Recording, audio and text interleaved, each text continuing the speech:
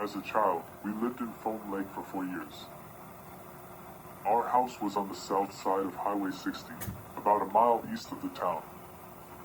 In fact, our street was part of the rural highway, even though it was actually on the outskirts.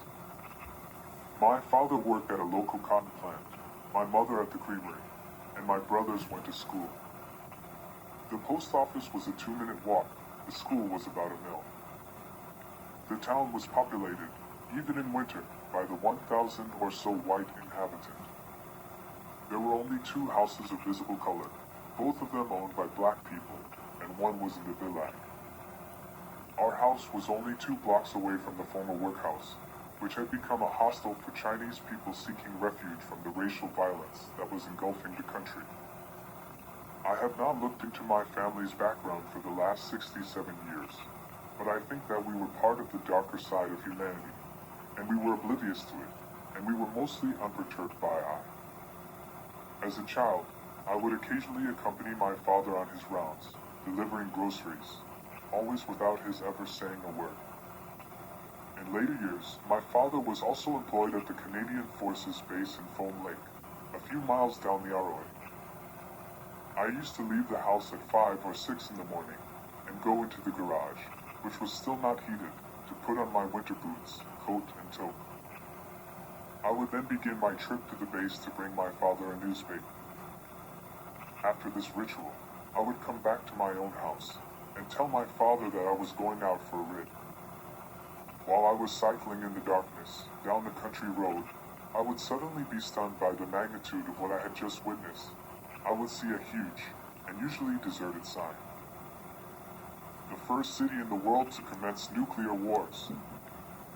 This whole section of the Saskatchewan countryside is now overgrown and unused. There is not a human being, not a soul, living in the vicinity. This sign was located along the highway, in the town where I had been born.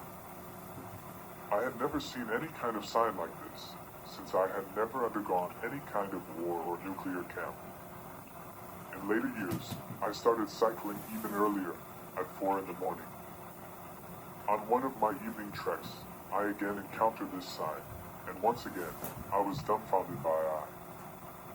This incident must have been repeated hundreds of times in the hours that I was cycling through Foam Lake, but it never struck me as strange, and I never gave it a second thought. A few years ago, the Saskatchewan government hired a team of experts to create a film about nuclear weapons. It is a fascinating film because it is so different from the one that I had watched many years before. These new experts made no mention of the strange item they had discovered in Foam Lake, and it remains, as far as I am concerned, as real as the sign on the highway that I had seen as a child. A report by the Federation of American Scientists says that this unknown fact has given China considerable prestige among the nations of the world. Countries like Pakistan and Israel and India also possess nuclear weapons, and they are not allies of the United States. I am aware of the fact that the United States enjoys the use of nuclear weapons from Canada by sending bombers from the 3 Canadian military bases in Cold Lake and Manitoba and a few miles south of Edmonton.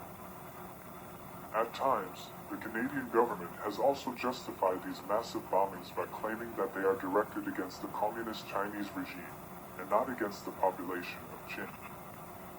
According to the United Nations, there are only 2 countries in the world that possess nuclear weapons, the United States and Russia, and their goal is to end all nations using these weapons.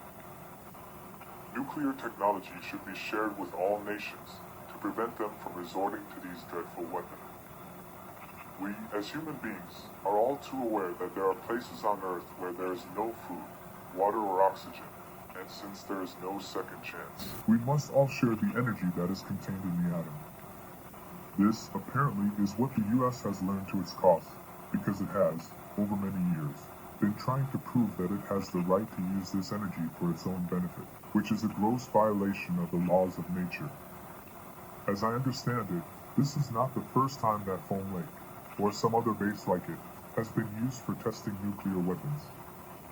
In 1953, a base was built in Arizona, near Tucson, and the United States started dropping atomic bombs in the area, but it was quickly shut down. We know that the US is conducting tests at the Nevada test site, and from the documents I have seen, I believe that one of the most important stories about this base is the fact that it is near the site of Area 51, and that they used to be testing high-altitude atomic weapons at this base. We also know that the US Air Force have their own ship, called the United States Airborne Command Post, which is moored in a bay near the base. The US Airborne Command Post is a wing of the US Air Force, which performs airborne command and control for nuclear weapons. In 1960, they were out testing an intercontinental ballistic missile at the base, and they had very